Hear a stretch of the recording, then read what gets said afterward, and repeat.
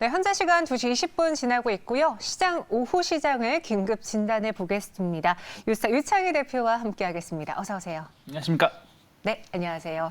오늘 세 가지 상황실이 준비되어 있고요. 어떤 종목을 봐야 될지 첫 번째부터 만나보시죠. 운임 상승에도 주가는 점점 HMM 이야기인데요. 파죽지세 운임이라고 또 영업이익률이 지금 애플의 영업이익률도 넘은 수준이다 이런 기사가 나오는데 왜 이렇게 운임가가 상승하면서 실적은 오르지만 주가는 여전히 지지부진한 건지 딱 이유가 있을까요?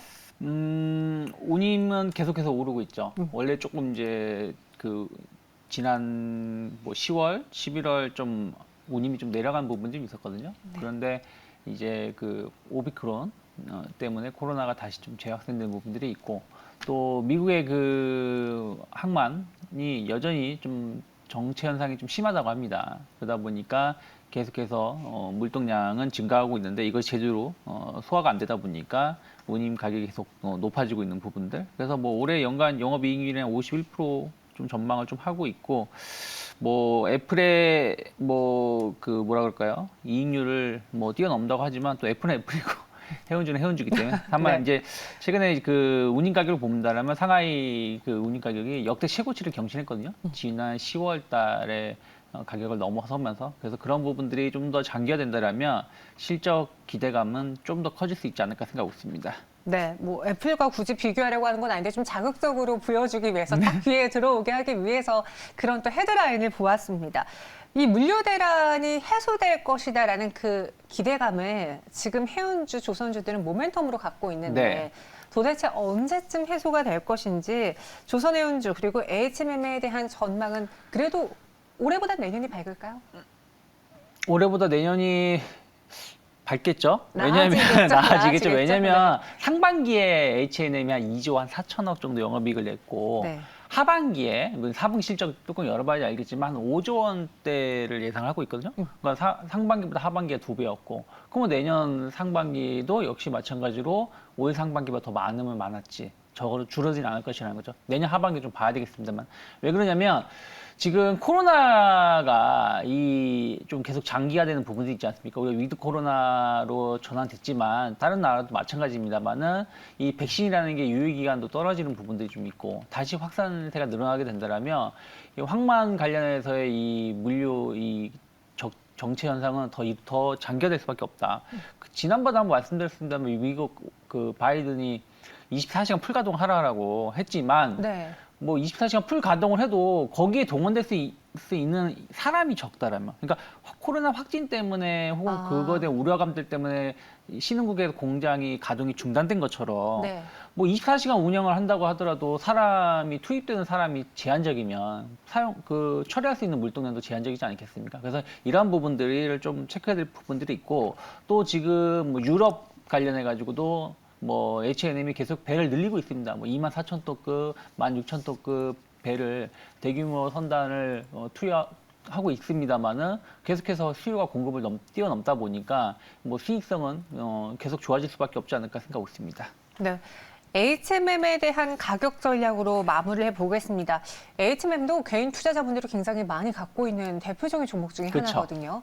이 종목을 지금 구간에서는 그럼 내년은 올해보다 나아진다고 하니 버텨볼까요? 아니면 좀 시간이 많이 걸릴까요?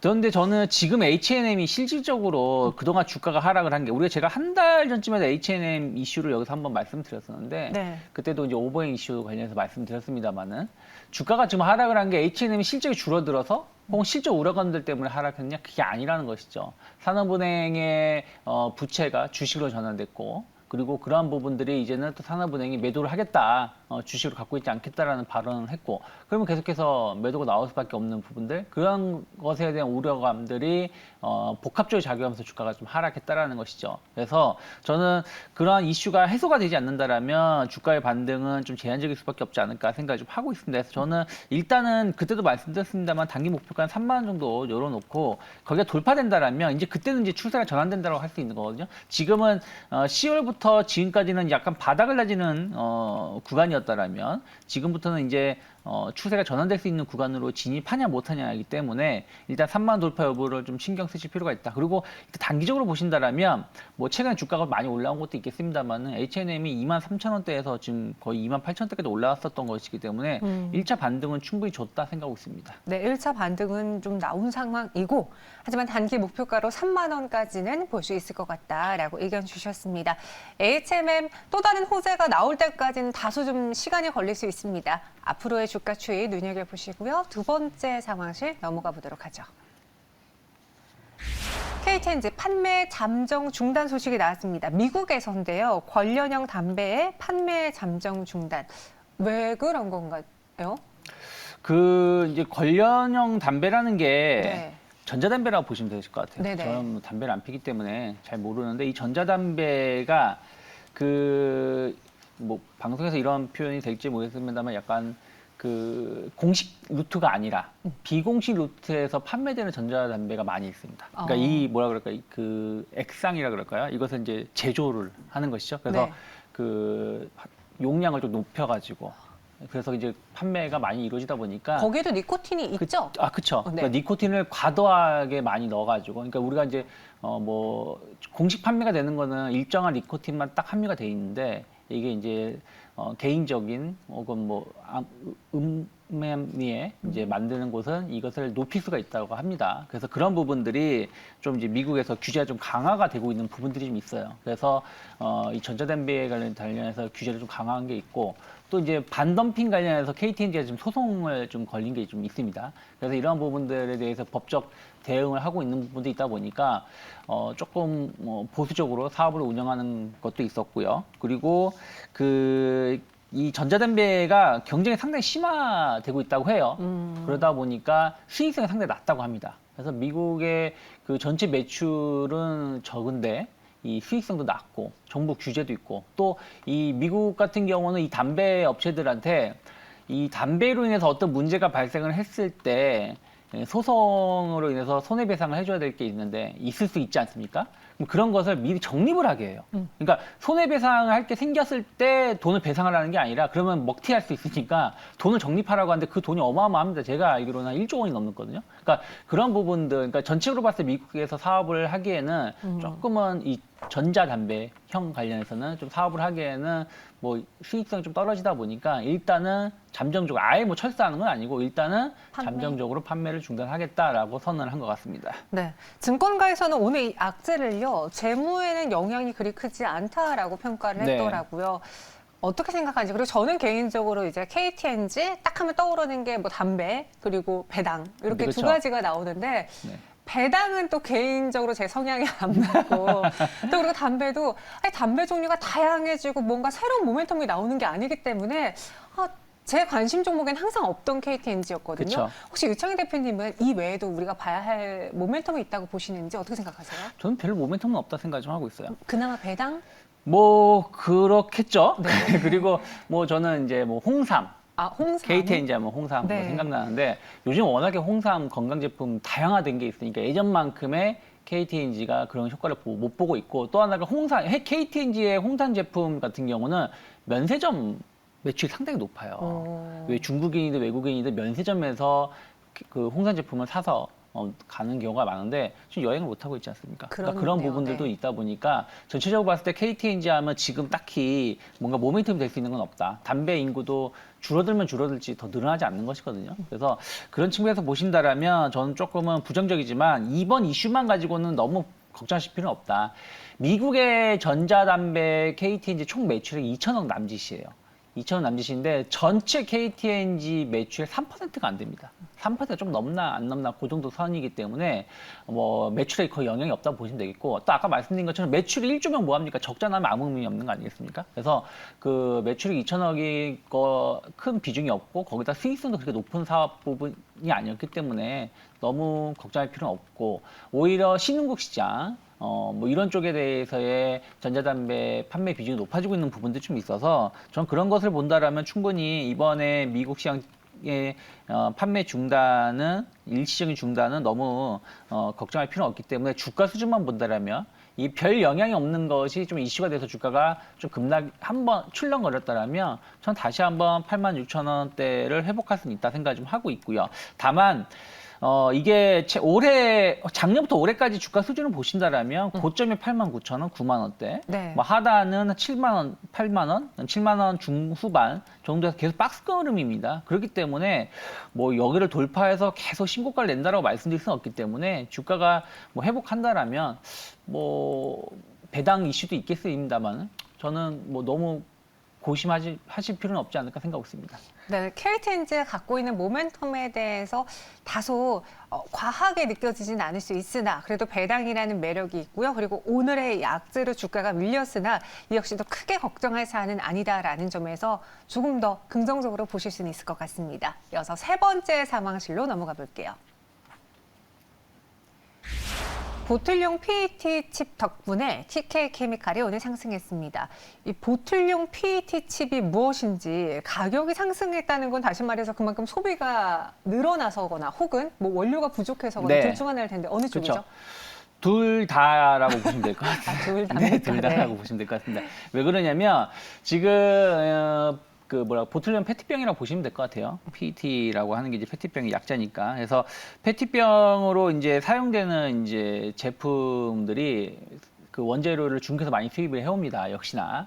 근데 중국이 그 전력난 문제 때문에 이 원료 생산에 상당한 차질이 빚고 있고 이것이 장기화되고 있는 것을 다들 아실 거예요. 그러니까 꼭 이 제품만이 아니라 중국의 지금 모든 화학 제품 관련된 거 혹은 화학 제품이 아니라도 뭐 철강이든 뭐든 환경 규제 혹은 전력난 때문에 생산이 제대로 되지 않는 부분들이 좀 있고 그 원료를 다시 받아와서 재가공하는 기업들이 조금 곤란함을 좀 겪고 있다는 것이죠. 또 원료가 제대로 공급이 안 되다 보니까 원료 가격이 상승하고 있고 그로 인해서 또 제품 가격 상승 이런 부분들이 이루어지고 있기 때문에 상당히 TK케미칼에 대한 어떤 실적이 좀 더 높아지는 부분들이 좀 있고요.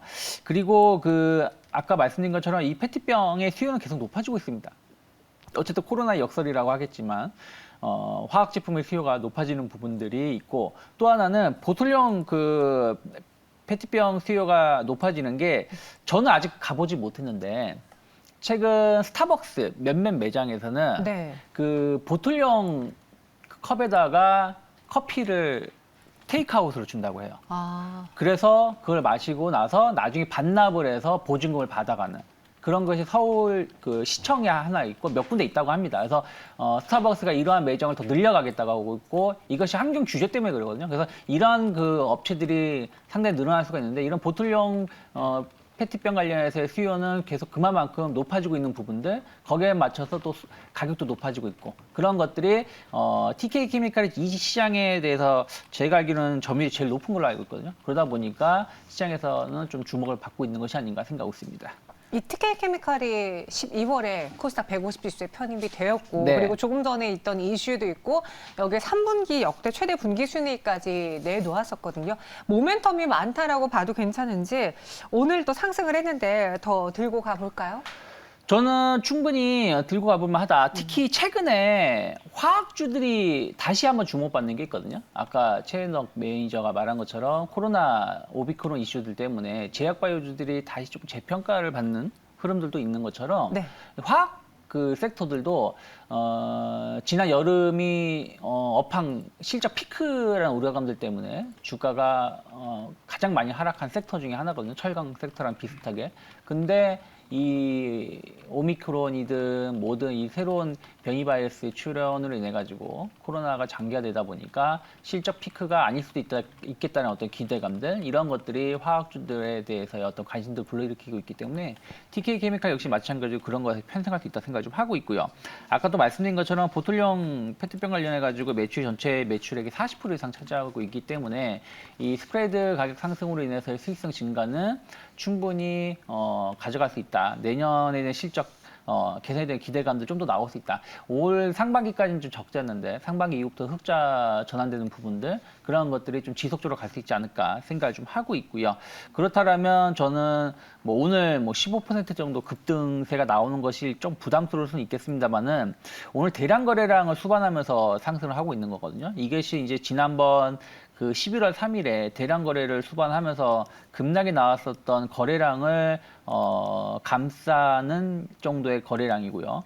그리고 양봉도 이때 당시 하락을 증가하는 양봉이 출현되고 있다라면 저는 일단 이 11월 3일에 주가가 급락하는 시점의 가격대 7,000원대까지의 반등은 충분히 열려 있을 수 있다 생각을 좀 하고 있습니다. 네, 알겠습니다. TK 케미칼까지 전해드렸습니다. 그리고 저희가 살짝 정정을 해야 되는 게 있는데요. 저희가 비흡연자들끼리 방송을 하다 보니까 이 관련 담배랑 관련형 전자담배는 좀 다른 거라고 그런가요? 하나 봐요. 좀 같은 건 줄 알았었는데. 관련 담배는 기존에 우리가 알고 있던 거고요.